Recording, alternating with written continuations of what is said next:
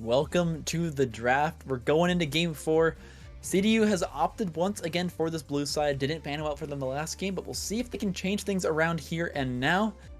As Hawkthorne ban out that key Gwen, the first, the only, a big factor in the win that CDU has managed to pull off in their first game. Yeah, and so far, 100% win rate for red side, by the way. So if this continues, it's going to be a 3-1 for Hawkthorne Esports, which, by the way, we're hoping, we are praying we get the Silver Scrapes. Game 5, we're so close. Capedogs just has to win this game for us to find the Game 5. And now, we do have very similar bans, and Zhao Gwen are banned away. That Viego is left open. We haven't gotten to see it shine quite yet this series, but some other picks, like Jinx, played very well this game. Oh no, will be the last ban here, so won't be that troll on the board. Once again, they're continuing to ban out some of these comfort picks here for Polycraft in the jungle. Have to see how they continue to move through the ban phase here. CDU does have this first pick priority, and it's going to be the Nocturne slipping through the cracks here. Finally going to have it available. I believe this will be going towards Days, but, you know, again, another strong flex pick here picked up for CDU. Yeah, Nocturne has been banned every single game so far this series, as he should be. He is very strong in the jungle and the mid lane right now, and occasionally he can go top in certain matchups, but definitely much more of that jungle mid priority, as he is one of those champions, again, doesn't need to take Flash. You can take Teleport, you can take Ignite. I've seen Nocturnes take Cleanse and even sometimes Exhaust, as they're all just very strong summoner spells on this champ.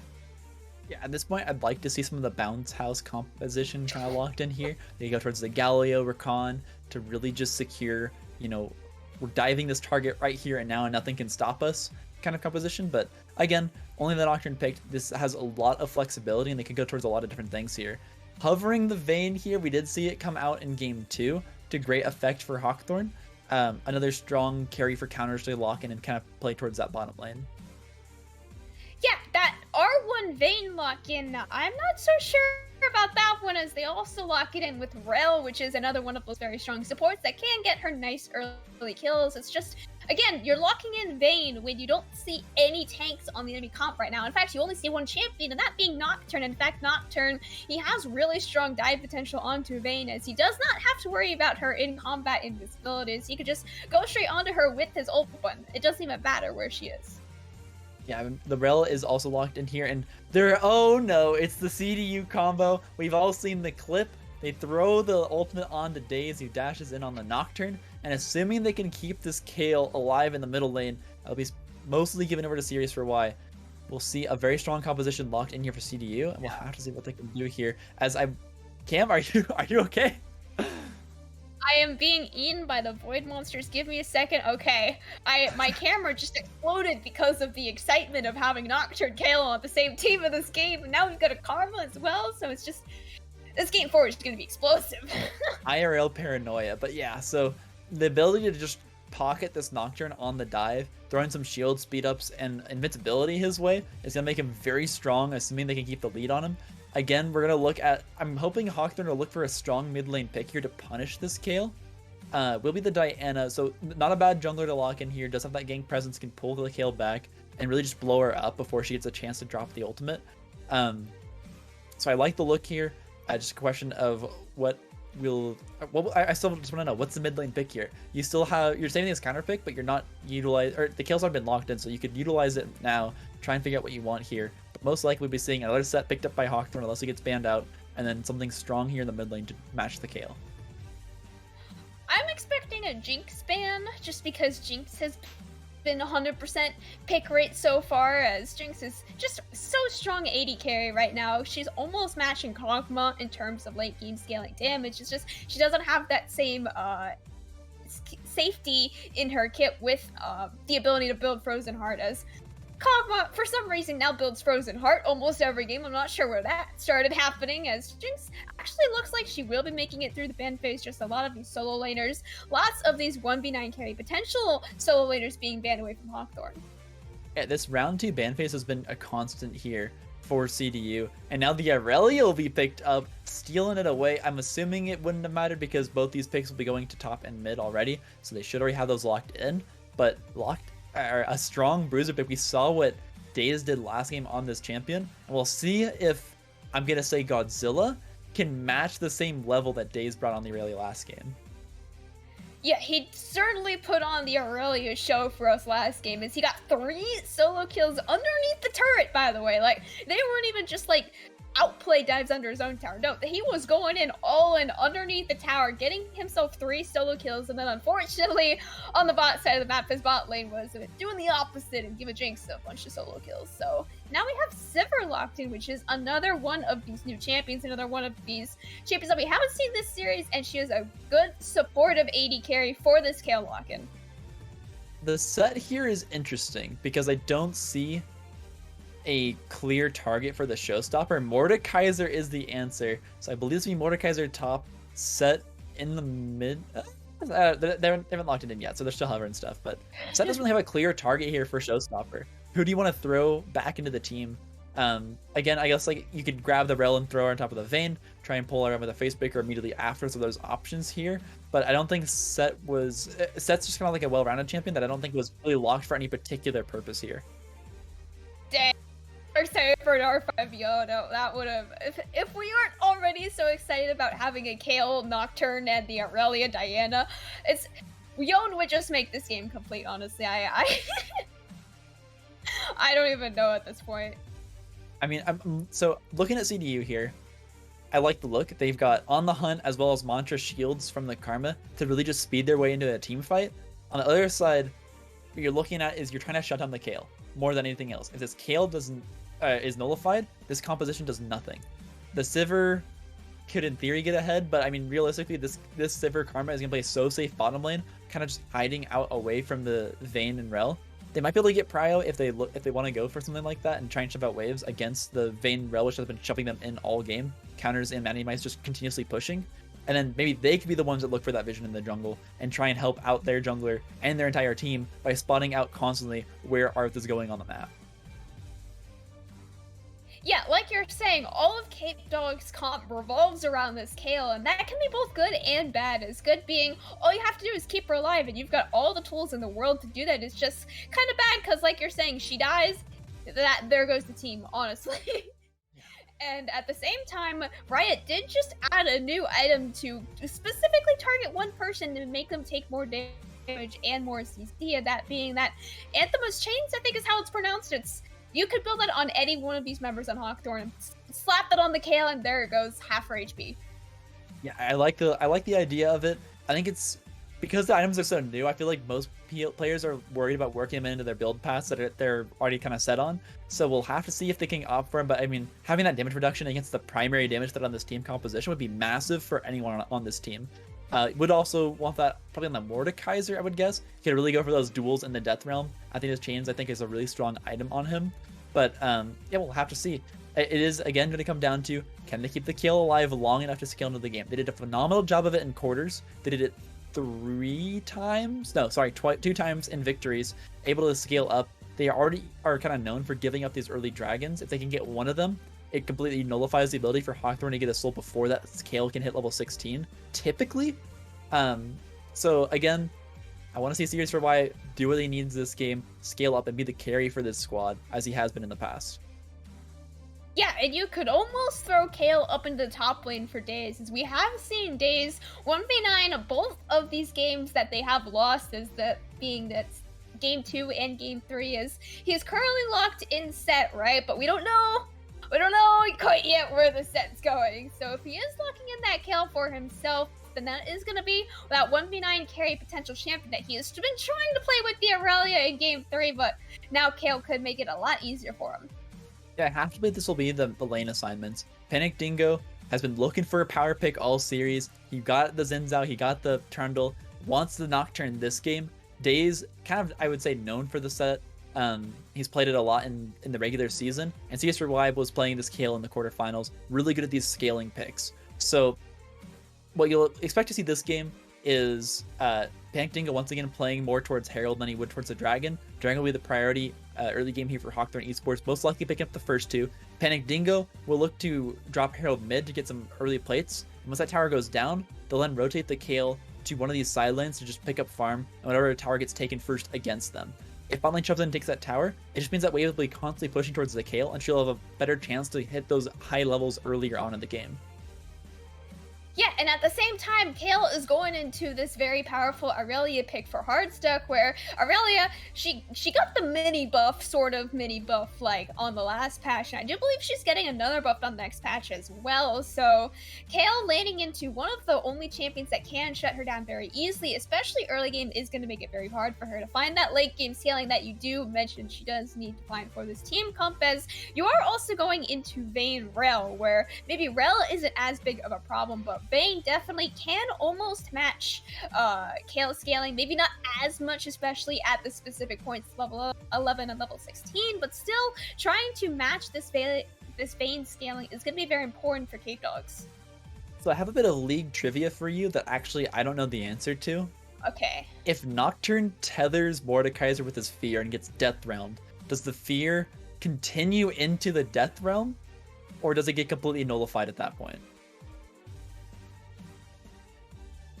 Am I playing Karma and Wing him and it continues? I'm gonna say yes. If it works the same way as Karma W. I would think yes, because it's like that tether style.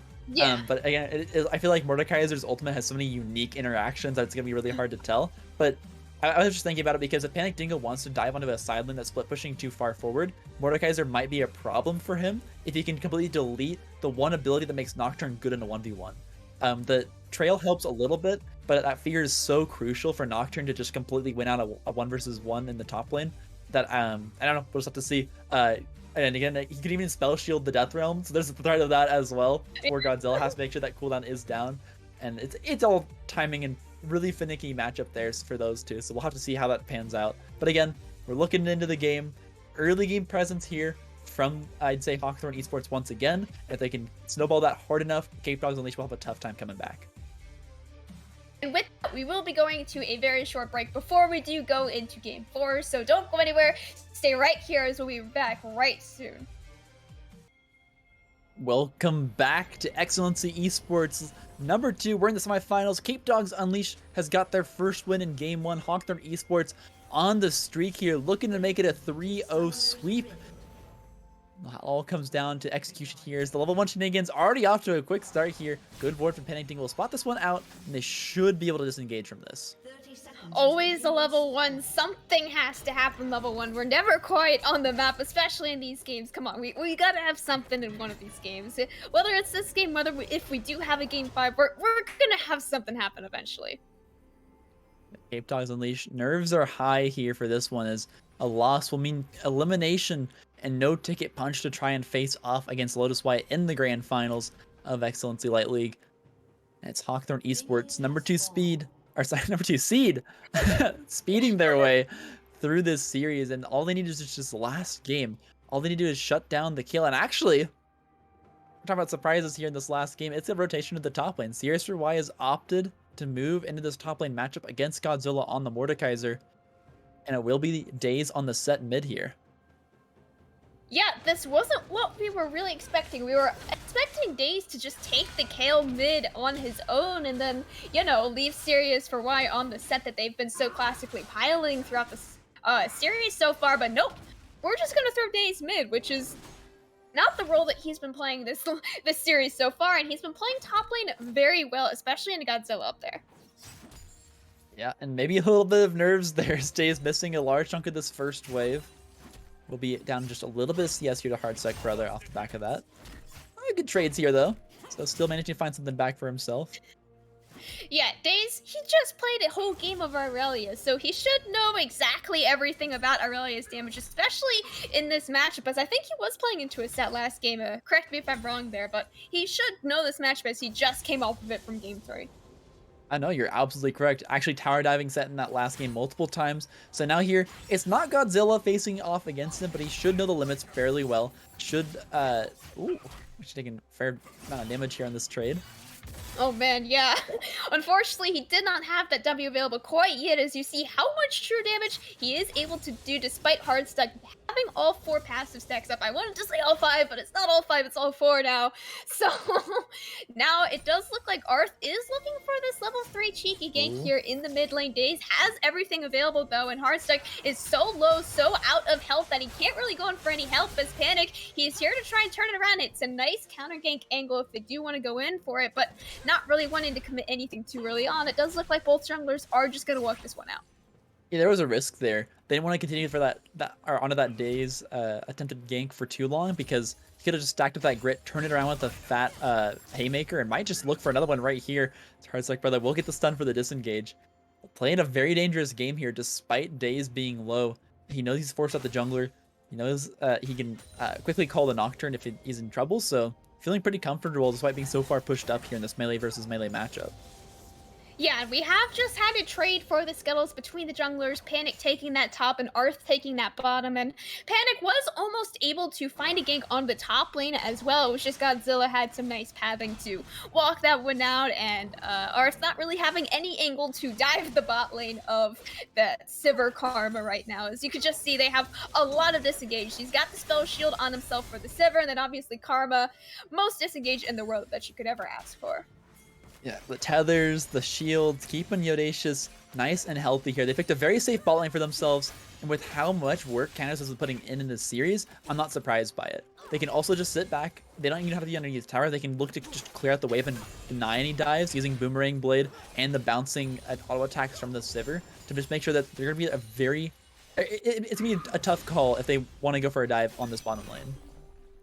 Yeah, you can't really dive the spot lane, especially once they do hit level 6s. Really, all you need level 6 for is that Sivir, because obviously Karma already has her ultimate ability up. It's just, you can't dive them with all of the disengage that they have. So Arth has to be looking at these other lanes, and then you look and it's a Set and a Kayle. And which one do you really want to be diving? That's most likely going to be that Kayle, but she is about to hit level 6. She might not have any mana available for her ultimate, but if she is level 6, she will have a little bit more of a range advantage over Godzilla.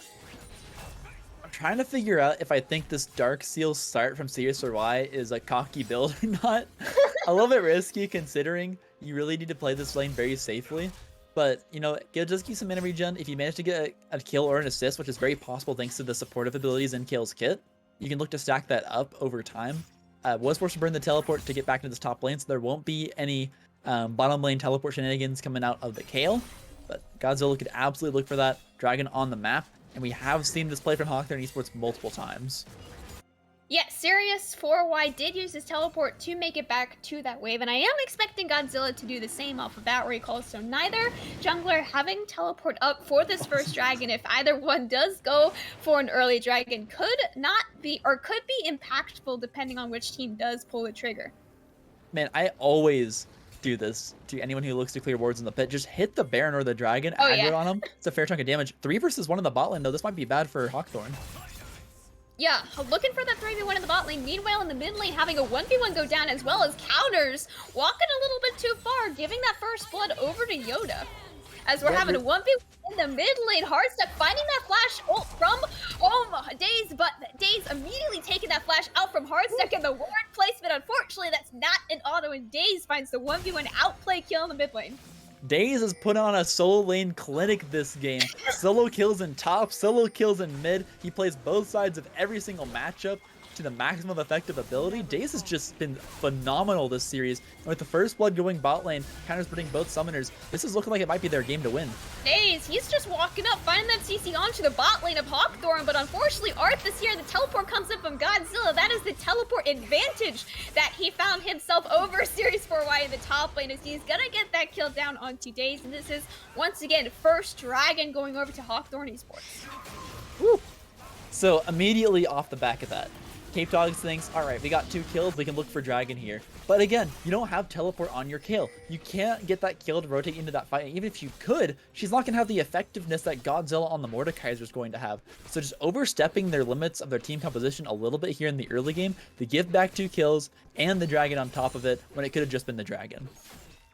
Yeah, that was what I was talking about. A Series 4Y, he used his teleport to make it back to a wave, and then I assumed Godzilla was going to do the same, but then he decided to walk to lane, saving his teleport for the first dragon, and definitely having that teleport up was able to secure the dragon for his team, and otherwise, it did look like Daze was going to 1v3 there, honestly. I mean, it could have been risky, but just getting nullified into the Death Realm, no way out. I believe even during that, Godzilla was trying to let the Daze survive in the Death Realm so he could give the kill over to counters. Wasn't able to do it in the end. That's ended up taking the kill for himself there. So will be the shove in here from Audacious. Dragon off the map for the next 5 minutes though. But we're looking at that Rift Herald once again. And I said we were going to get this one over towards Capedogs, but really just kind of depends on how Panic Dingo can play this map here. As the lane swap has actually come through, trading back in the middle lane as Fingers for Y, claiming this spot back from Daze. Yeah, Daze has walked himself up to this top lane, matching Hardstuck, as you don't really want the Aurelia going against your Kayle, as it is much easier for her to go against Mordekaiser than an Aurelia, especially just because of that 1v1 potential and Aurelia just constantly has in really any lane 1v1. As Daze, he knows how to play this matchup clearly, as he solo killed the apparent counter that he found in last game, and now Panic is gonna find Arth trying to take this scuttle. Moonfall comes out and does a lot of damage to Panic, but he's gonna use that paranoia just to make sure he's able to walk that one out. Yeah, very dangerous there. I think he was actually looking at top lane and didn't realize how close he was walking to Arth there. Just gets jumped on, Moonfall popped, forced to use paranoia for the disengage. And again, Arth is finding the level advantage here on this Diana. 7-6, not finding any advantages, and with that ultimate being down, it'll be a while before Panic Dingo is able to find any kind of effectiveness in this game again. Yeah, Arth, he just has to have his Moonfall up for these games. He's not really able to find anything, especially onto Daze up there in the top lane, where you know it's just so hard to dive him. You've tried so many times this series. It hasn't worked out quite yet, and you don't want to be risking that on a game 4, where, yes, Hawkthorne does have this one buffer game in case they lose, but throwing it all onto a game 5 is very terrifying. Yeah, I mean, it's going to be tough. I mean, the pressure is high here for everyone on this team. Capedogs Unleashed needs to find effective fights. They don't have any more room to, you know, give over kills, give over any, or give objectives over, give anything over to this team. They have to play so safe as well to make sure this kill can be just fine, but actually Counters may be getting too aggressive here. Counters, he has no mana, and Panic, he's trying to find this kill onto Maddie while Counters is getting 1v2'd, and he almost is able to find the kill, and to go to one more auto is going to be able to find it. He's not able to walk that one out though, so he ends up going just 1-for-1 in the end. Panic Dingo greeds for the extra kill there on a Matty Mice, and ultimately his ADC falls for it. Counters is so far forward, they get exhausted, but despite that, in the 1 versus 2, finds the kill against Audacious, dodging out the last tick of the boomerang, which would have given over the kill to the Sivir. So it will be the kill for Nocturne. Got a little bit more back on that Ultimate Hunter, and will now be able to, should be able to develop another gank here in just a little bit, as he does have that available. Yeah, he does not have the paranoia available for just a few more seconds, so if he is going to be caught out here, which he is not going to be able, as he does have the spell shield up, but the Moonfall comes out, just enough damage though. Panic finds the 1-for-1 in the end. And spell shielding, the perfect ability there. Yes. Pops him on Matty Mice's engage so he doesn't get stunned up and is able to walk underneath the tower. They committed the dive anyways. Will get the paranoia comes through, or not the paranoia, the fear comes through onto Arth there, and able to pick up the 1-for-1 trade in that 1 versus 2.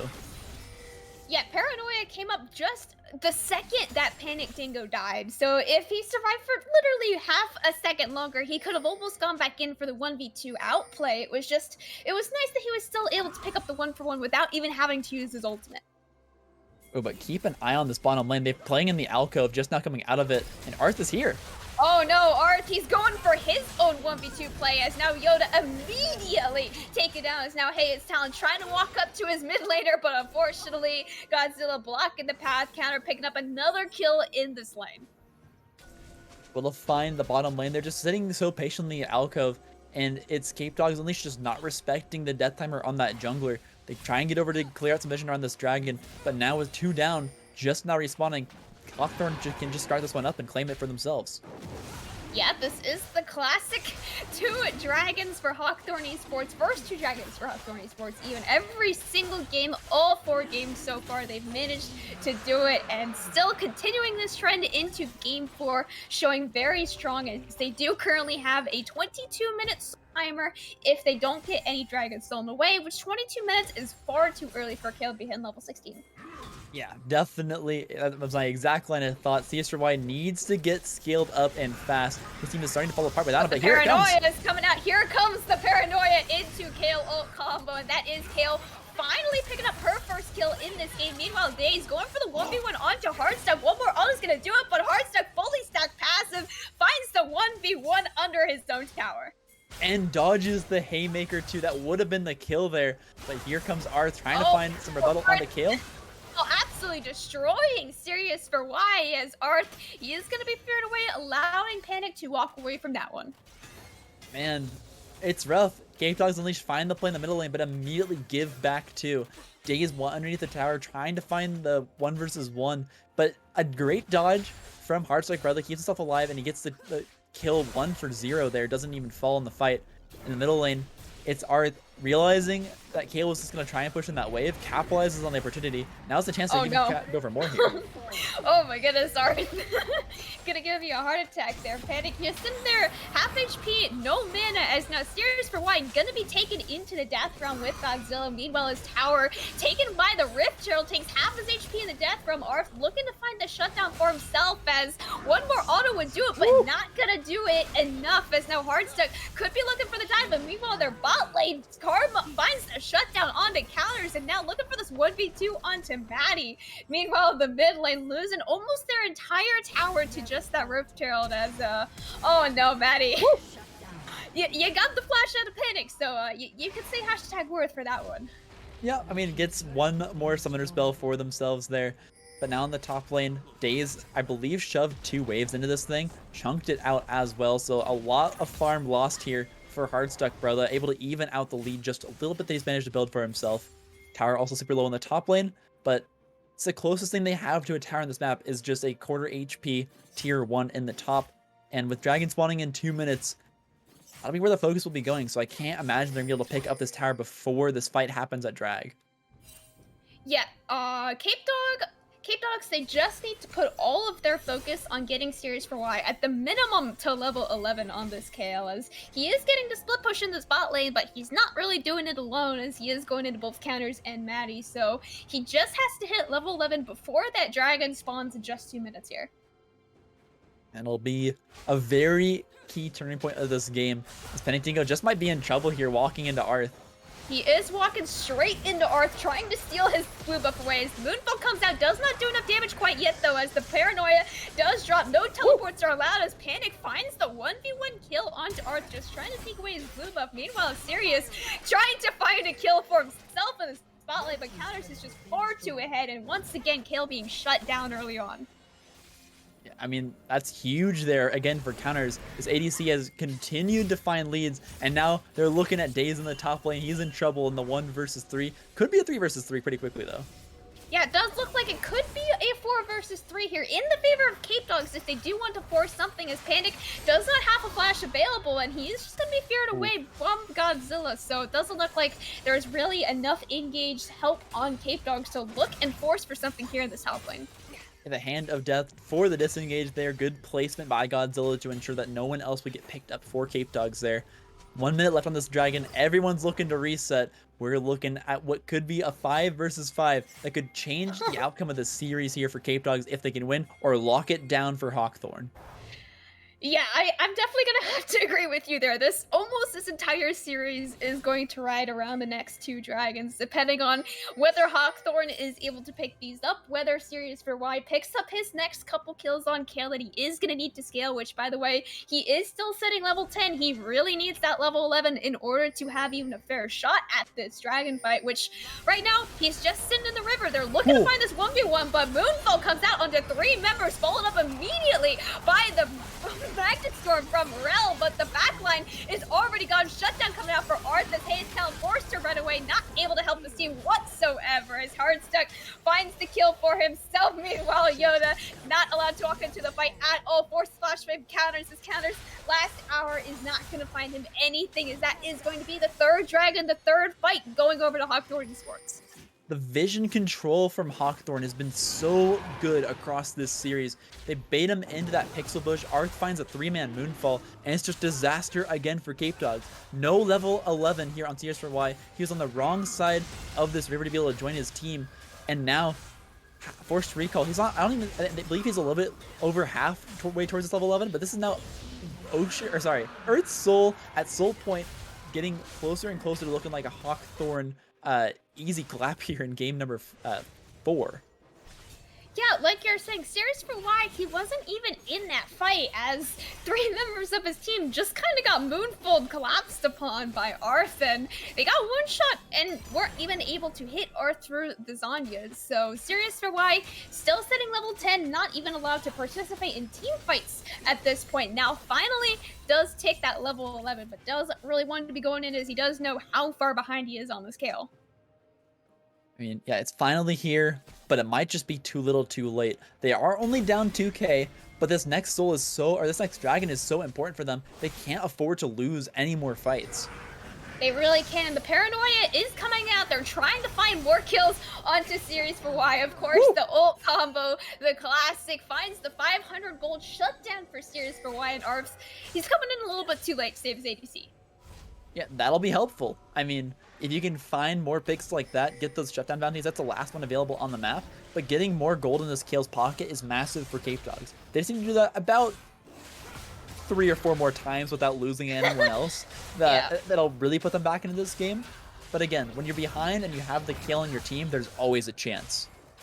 Yeah, Kale is Capedogs' insurancy policy, not even in this game, but in this entire series. And it is completely make or break for Capedogs right now. You've got to get these kills on this Kale. You've got to start picking up these dragons just to make sure you've still got footing to push it to game 5.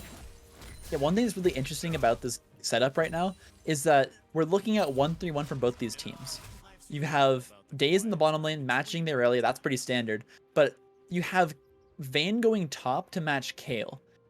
The reason this is interesting is because typically you want to send your solo laner up here so they can continue to get farm. Your ADC will almost always be low or be the most vulnerable, kind of like you're seeing with the Paranoia constantly coming top here onto counters. So you typically want to leave the mid lane with your support and jungle kind of roaming around, grabbing jungle farm whenever they can.